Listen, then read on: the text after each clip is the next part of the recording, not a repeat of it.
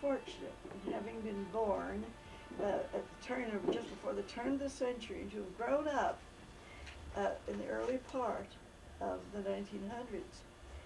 I was named Louise after my father's eldest sister, who was, and also my mother's name was Etta Louise. So that's how my early name was Etta Louise Gerolman. I dropped the Etta. My mother was called Etta, but my aunt had been Louise, and I liked, but my folks thought it was the best for me. I was the youngest of 5 children.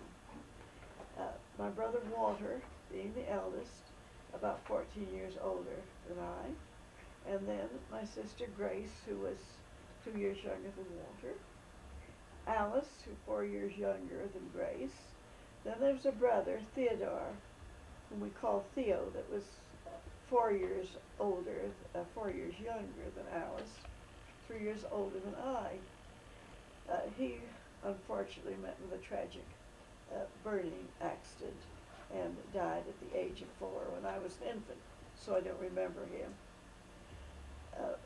My parents, I grew up in a little town called, and was born, a little town called Belleville, New Jersey.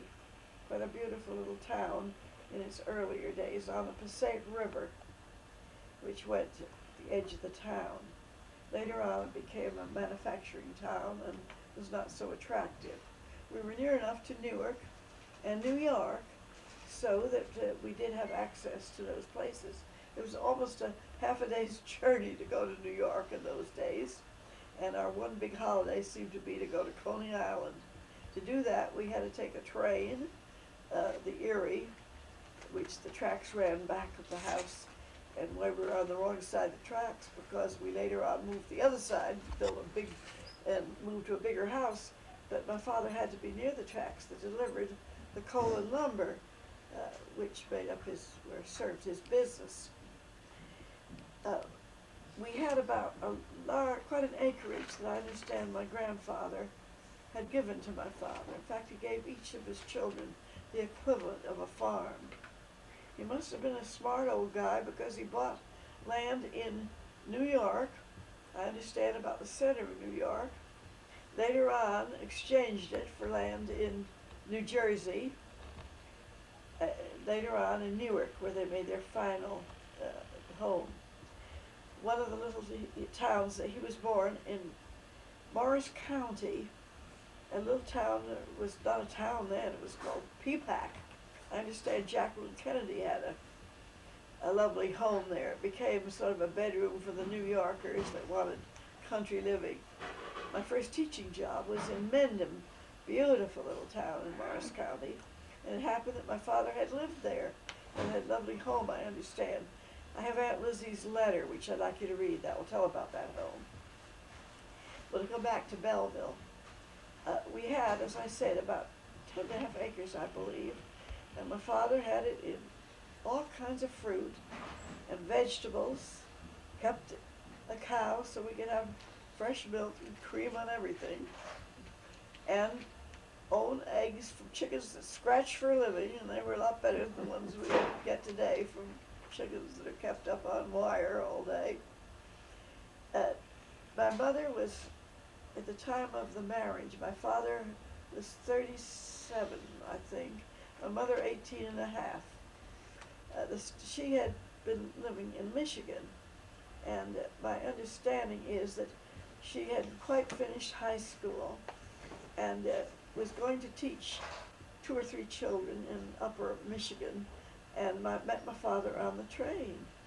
And I understand he probably was looking around, and about that time, I understand that he had gone to University of Northwestern University with some idea of becoming a minister. But I think he didn't have the background, enough Greek and Latin. And then I understand that he had been engaged to a minister's daughter, and she turned him down because he'd had a terrible temper. I never knew the story. Well, so he was obviously looking around for a wife. My mother was a pretty little gal of 18 and a half, and on this train, it was going up to the lumber camps, and it was filled with a lot of woodsmen, some of them drunk, I suppose. And my father kind of had his eye on my mother to protect her. And he wore a little bow of white ribbon on the lapel of his coat.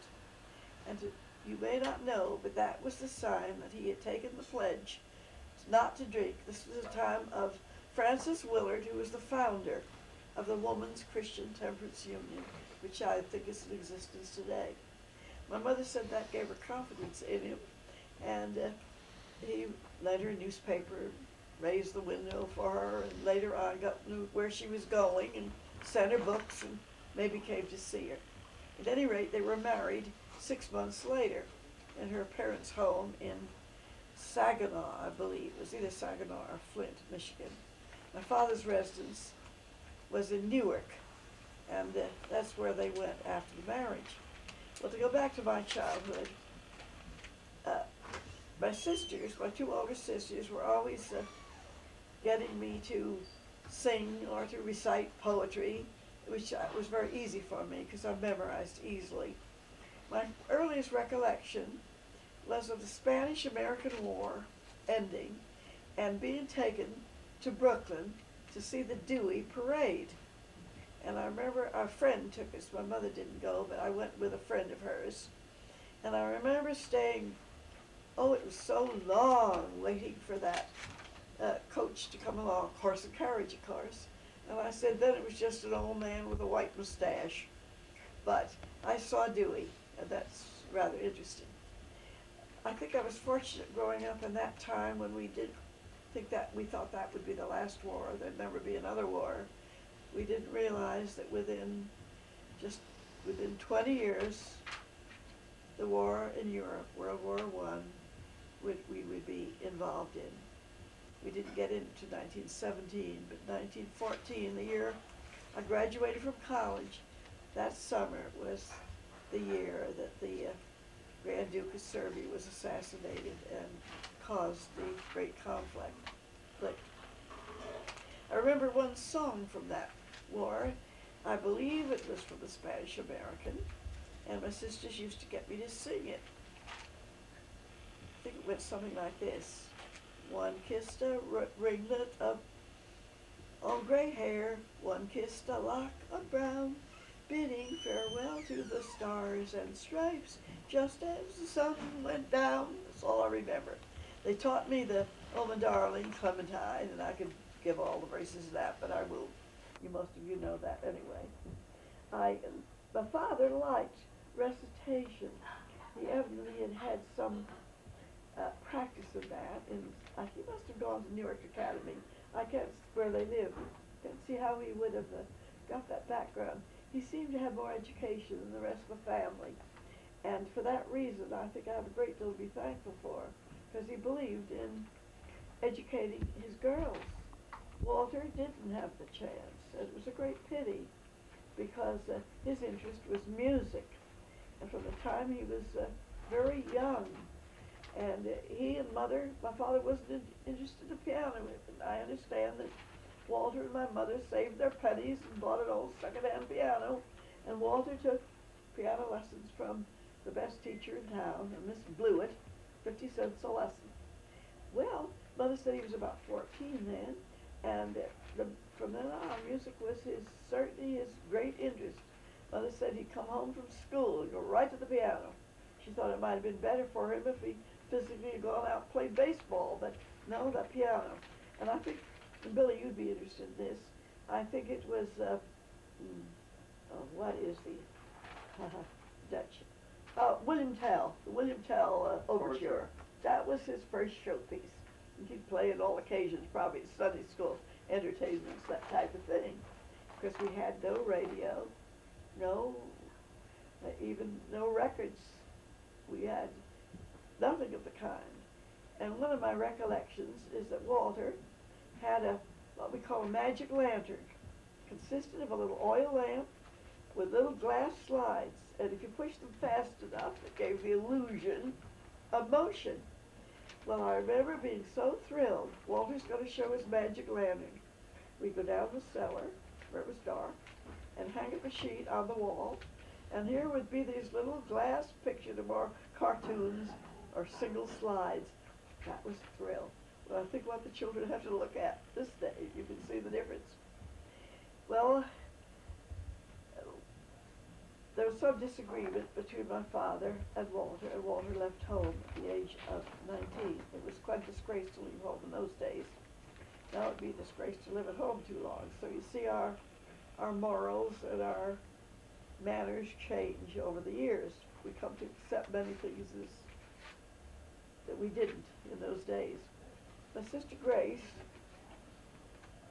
went to normal school.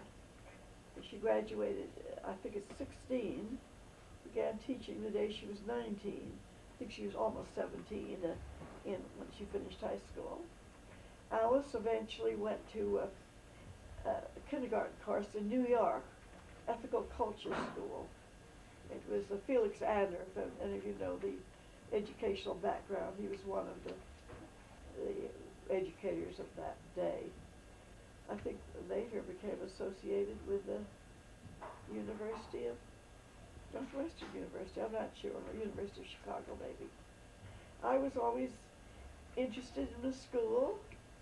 It was a graded school, even though it's a small town. Sometimes we might have 2 grades in one class, but we learned phonics. I learned to read without any trouble at all. I remember the phonics chart in the first grade. I remember what the first grade book looked like. It said Stepping Stones to English Literature. Mm-hmm. And it had a gray cover with wild roses and stepping stones on a brook. And I never remember having any problem in learning to read at all. I even remember one little poem that was in that first grade book. I probably liked it because it had a bassinet with a baby in it, and it had this famous poem by Tennyson. What does little baby say? No, what does little birdie say in his nest at peep of day? Mother, let me fly away.